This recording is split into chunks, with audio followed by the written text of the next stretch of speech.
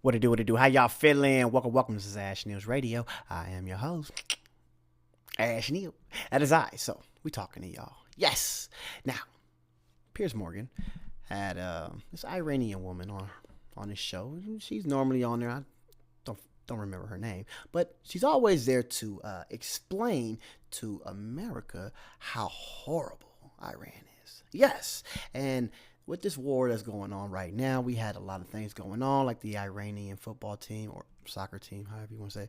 They went out to Australia, I think, and they decided to not wear their no. Yeah, they didn't wear their hijabs, and I think they didn't sing the national anthem, the Iranian national anthem. Yes, so they were scared to go back home, right? And this woman decided to come up to Piers Morgan's show and explain how being exiled from Iran is a scary thing, right? So I just wanted to go in on this video because she said a lot of key things that put some things in perspective. Yes. Two other guests now. Shiva Amini, who's a former Iran women's soccer player who fled the country after being photographed playing without a hijab, and the Iranian activist and regular on Uncensored, Masih Alinejad. Welcome to both of you. Masih, welcome back to the show. What is your view of how this war is going right now? First of all, thank you so much for having me. We are in the middle of war. To be honest, my heart is broken when I don't even know whether my family members, my fellow freedom fighters, are alive, because the regime shut down the internet and they live in a total darkness. The fellow freedom fighters is what she called them. What are they doing? Are they fighting?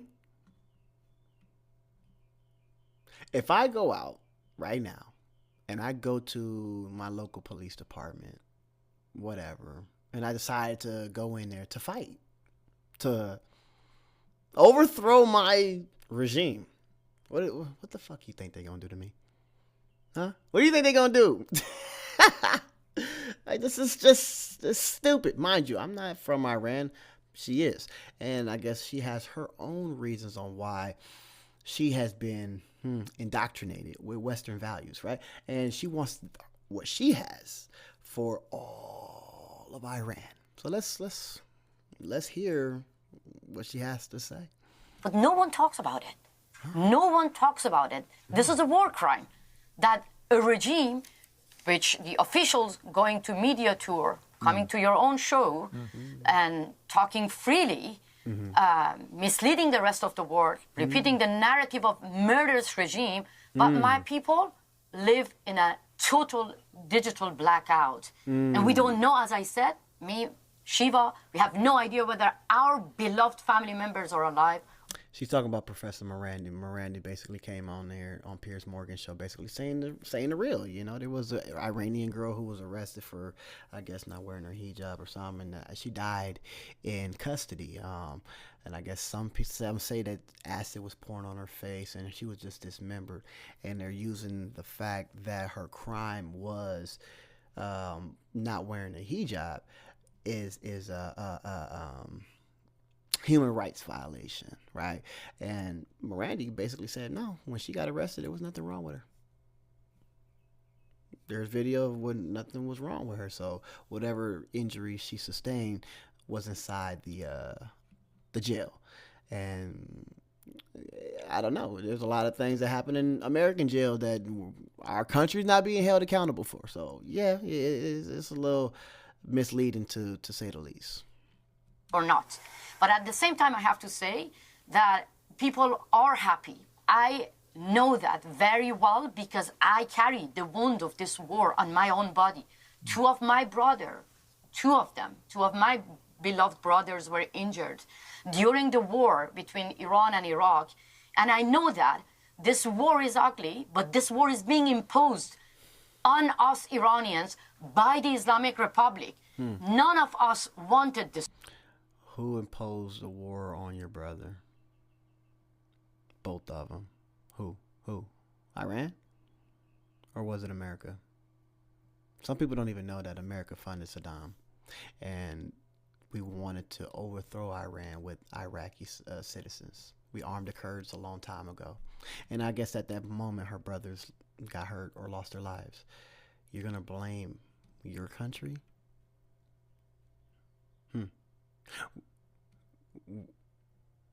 Were your brothers traitors? Did they take American weapons to fight your countrymen, your Iranian countrymen? They like to leave out a lot of shit. So yeah, context. War, but we want now the United States of America to finish the job and do not leave the people of Iran alone with a wounded regime. We don't want Ali Khamenei to be replaced with another Khamenei. And believe me, Piers, when I heard the killing of Ali Khamenei, I celebrated alongside millions of Iranians, especially alongside of the mothers whose children were killed by the same government. And it breaks my heart when I see now Ali Larijani, one of the top security guys, being killed in the West. Some actually saying that he was the pragmatic leader. And I want to say, yes, I agree with you. Ali Larijani was a pragmatic killer. He was a pragmatic hardliner. And people in my country know that very well. He was the one who ordered the crackdown. Ali Larijani was the one actually made tough decision to attack Arab neighbors. He was the Speaker of Parliament using hostile language against the US. He was the one actually tortured millions of Iranians when he was actually making decision in the Ministry of Culture. Top security guy suddenly became a pragmatic and reasonable leader in the eyes of left and liberal in the West. That breaks my heart. Yeah, I saw that too. I saw John Simpson, one of the top BBC editors, you know, he was saying how reasonable that guy was. I was like, reasonable? Really? You think that guy's reasonable? I think any members of this regime at the high level... A reasonable killer. Yeah. And that's the thing, you guys. There's no such thing as being patriotic unless you're a Westerner. And that's how we think. Doesn't matter what Vladimir Putin wants for Russia. He's an enemy. Bad guy. He just don't want America advancing on Russia. Like, that's kind of patriotic if you're Russian. No? Like, come on. So yes, the Ayatollah, sorry. All of the people in Iran, these leaders, they're like, the way y'all Westerners, they call us the Epstein class. Like this is the Epstein regime. That's what they call us. And they're saying like what they do to protect the Iranian people. Not the traitors. We got traitors. We got traitors in America, right? Granted, whatever. Some people don't like our regime. But when you look at America and all the Western countries as an Epstein regime, then maybe you wouldn't want your women showing their arms, their cleavage, their legs. Maybe. Hey, I don't know. There ain't nothing that they got to do with me. I know how my wife dressed, and she doesn't dress revealing either. But if you're going to sit there and say that the last leader that was just killed, he was not I guess, stellar guy. Of course you would say that. You're a Westerner. But there's probably people who love that man. These Iranians fought off superpowers in sandals. They did it in sandals for 47 years. Somebody better take a hat off for them. Come on now. Like that, you give credit where credit's due. And yeah, I think Jake Uger got marked out by Piers Morgan when he put up something about the Ayatollah being brave for not submitting to Israel before he died. Like, bro, you can take your hat off. Their country's thriving. They're not full of what they say is a third world country full of camels. Man, there's a lot of camels flying through the air in Tel Aviv right now, blowing shit up. So yeah, this woman, she is a Western puppet from Iran that's telling y'all, hey, my people out there, they can't show the cleavage.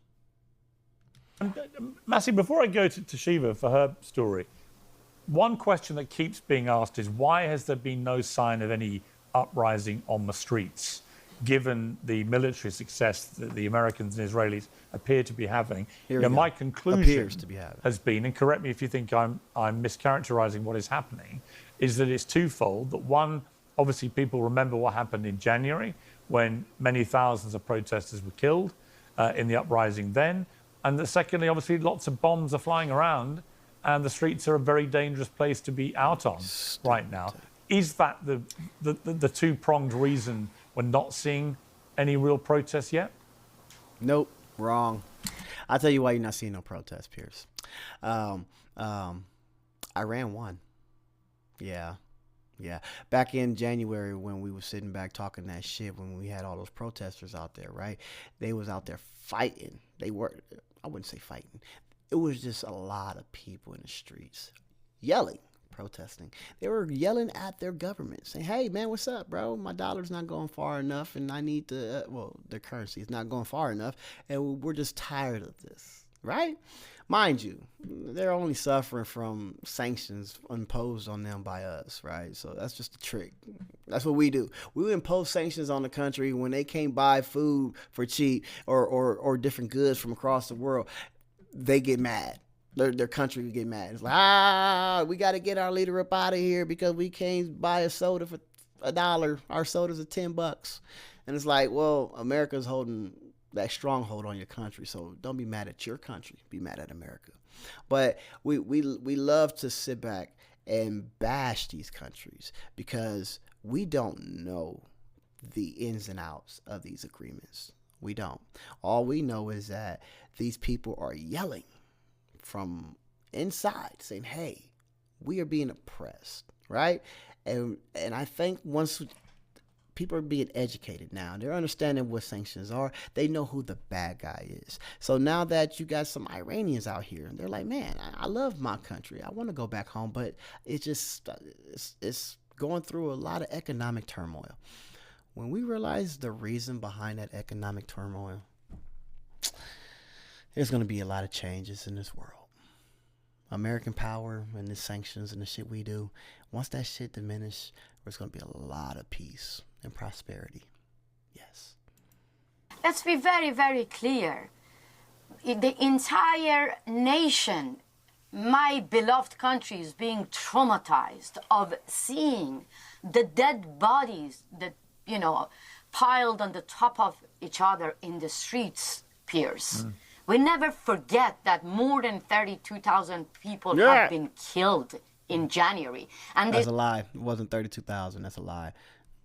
I don't believe that number, and I don't know why peers believe that number when we don't have actual independent investigation. They're just taking a number from the IDF. The Iranian official said it was like 3,000 people. But then Iran basically said, well, we all knew that. Most of them were Mossad and or freedom fighters, a.k.a. treasonous. Stormed into hospital, finishing off the wounded one, gang raped the nurses who were helping the wounded ones. That's a fucking lie.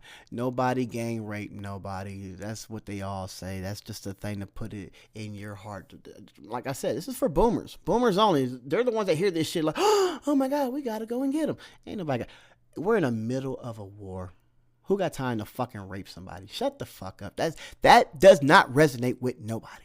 Shut up. This is the reality. And how come we expect people to take back to the street? There is still mourning for their children. Bombs are falling. And I think the next wave will be much heavier. But instead of asking that why people are not in the streets, I believe that we need to ask questions to Europe.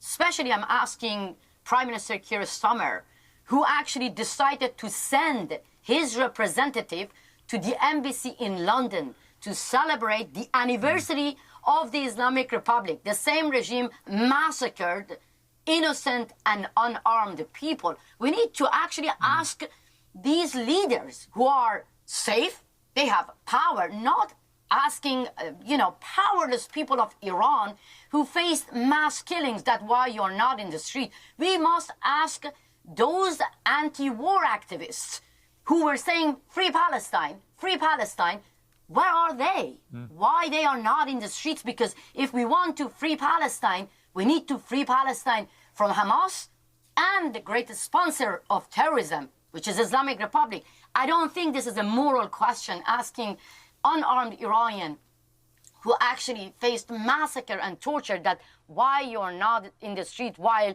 you are cut off from the rest of the world when you don't have internet. And I really want to ask European leaders, the leaders of G7, where are you? Why the diplomats are walking freely on your own soil? Why you don't kick out them? Why the embassies are still open? This is a barbaric regime, Piers. This is a barbaric regime that totally, putting people in darkness, and none of the leaders are talking about them. We are not the warmongers. The Islamic... Yeah, she know that she is. That's why she said it. Where are you guys at? We need you Europeans. Y'all see how powerful my people are. They are not going to fucking take this sitting down. Why are you telling us unarmed Iranians to go to the streets? Why? We're little. You guys are big. Come on, you Europeans. Y'all sitting there in the safety of your own home. Come on and help us. Lady, we literally just... What did we... who was it? We arrested Don Lemon. We demonized Tucker Carlson.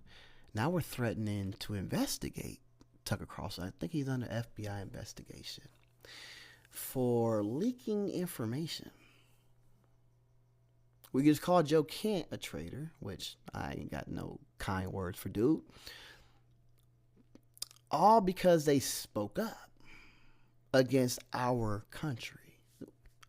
What we believe is not in our best interest. We think this is in Israel's best interest. So we spoke up and we told our country, hey, bro, we don't think this is good. And guess what's being done to the Tucker Carlsons? The same thing that happened to you. You spoke up against your government, and now you had to flee. How better is our regime if we can't do the same? Republic is a warmonger. Okay. And I get angry when I see that people saying that, oh, you're welcoming war. No. Every single night we go to bed crying. Shiva, my hero, soccer player, she can tell you how now we are worried for the soccer players being forced to go back to Iran. Well, that's what I wanted to... That's why Iranians are not in the streets. Yeah, that's what I wanted to talk to Shiva about. Because, Shiva, for those who don't know your story, you played on the Iran national women's football team until 2017. And at that point, you were pictured playing football with male friends in Switzerland. It was deemed a crime by Iran's regime because you weren't wearing a hijab. And you were told it would be too dangerous for you to go back home.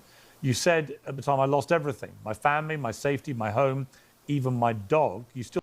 They said it's a crime to not wear your hijab. I want to know what the punishment is.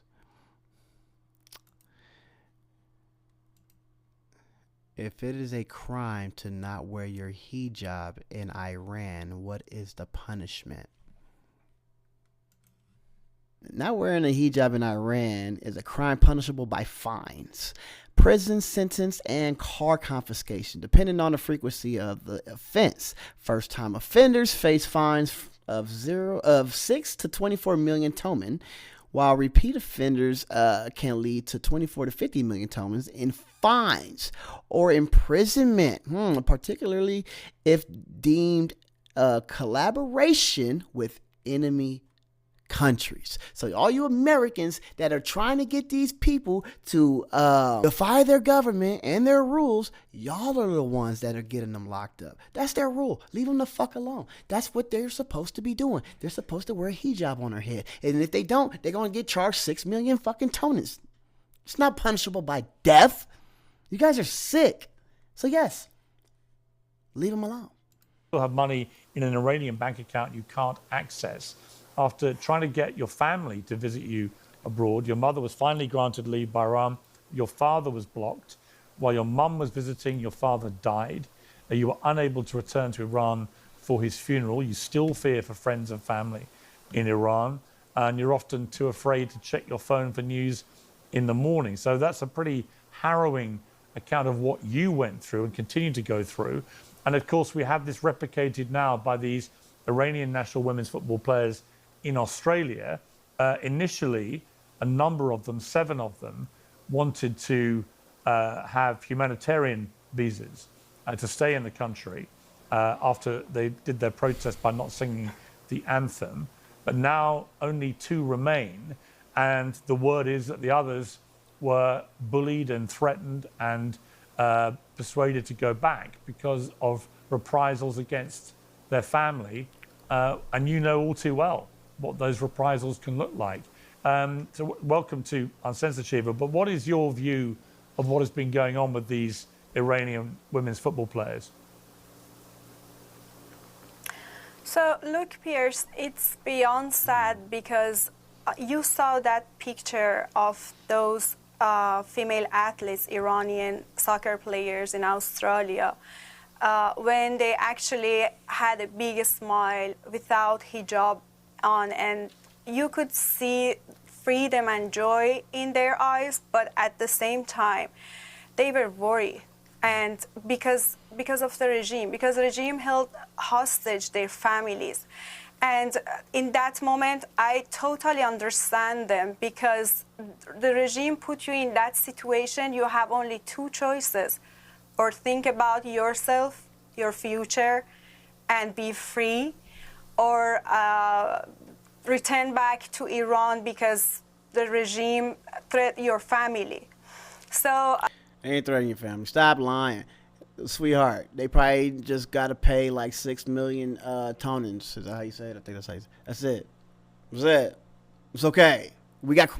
We have laws out here too that we have to abide by. We literally, we just had an Olympic team did something overseas, and we demonized them. How dare you talk bad about America when you're over there playing on other people's soil? America did that. Was there a fine that they had to pay? I bet you there is a fine that some Olympians have to pay.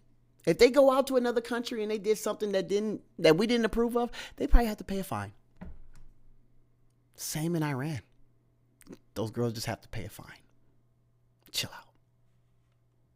out. I can explain you, like, there is a big guilt on your shoulder because you feel guilty. You know, it's really hard to being in that situation. I totally understand them, but at the same time, let me tell you something, because I was in contact with them, and it's so sad because their manager was actually working with Iranian Federation and at the same time with IRGC. So she asked asylum in Australia because she wanted actually to get information, and her mission was to convince them to get back to Iran. So after that, they decided to get back because, for example, Zahra Ghambari, their captain of the team, she recently lost her dad, and after she asked asylum in Australia, they got hostage her mom. You know, this is really sad, and they are under massive pressure. Yeah. So they decided to get back, and today you saw that video that they are like with that hijab again, depressed, under pressure. And those pictures can tell you everything about this regime. This is the the regime strategy, the regime tactic to put and get hostage your family to control you. So the next step is the regime actually forced them to make a statement in national TV, like a regime TV, to praising them, to praising regime. And they cannot be free. Even those two players, Atife and Fateme, they decided to stay in Australia, but they are under pressure as well because their family are in Iran. And Don't believe you. I'm sorry. I really don't. I really don't. And I think that's the kind of shit that we need to stop. We need to stop listening to some people who are willing to break the laws of their country and then say, please go over there and fight my people for me. Please. We don't want to wear this hijab. It's disgusting. Now, I don't know if you understand or if you ever heard of the Tignon. Well, the Tignon was a, how do you say it? Western headscarf forced upon black women. Yes. Back in, well, let's see. Now, because, you know, every accusation is a confession, right? If y'all didn't know, back in the 1700s, Louisiana passed a law, right? It forced black women to cover their heads, right? I'm going to just give you a little bit of history on the Tignon. The Tignon is a headscarf or headdress mandated by Louisiana's 1786 Tignon law, right? To be worn by black women only, both free and enslaved. Huh? Wow, both free women, black women and enslaved black women to cover their hair. Intended by Spanish Governor Esteban Marro. Okay. To stigmatize black women and restrict their beauty. It was subverted into a symbol of resilience, pride, and high fashion through creative styling. So yeah, the black women took it and was like, all right, if that's the law, whatever, bro. I'll go ahead and hook it up. You know what I'm saying? These white folks is mad at me with my hair. They wasn't like ripping it off and screaming at China, please come help us. We want to have our hair out. No. So yeah, we can be hateful and pretend that we care about other countries, but we have our own problems here. We are bigoted, misogynistic. We got people that are trying to repeal the 19th Amendment. We are everything that we claim other countries are. Terrorists, inhumane, barbaric. That's what Westerners are. That's what America is. So yes, I don't listen to anything that demonizes a whole nother country, especially when it comes out a Westerner's mouth.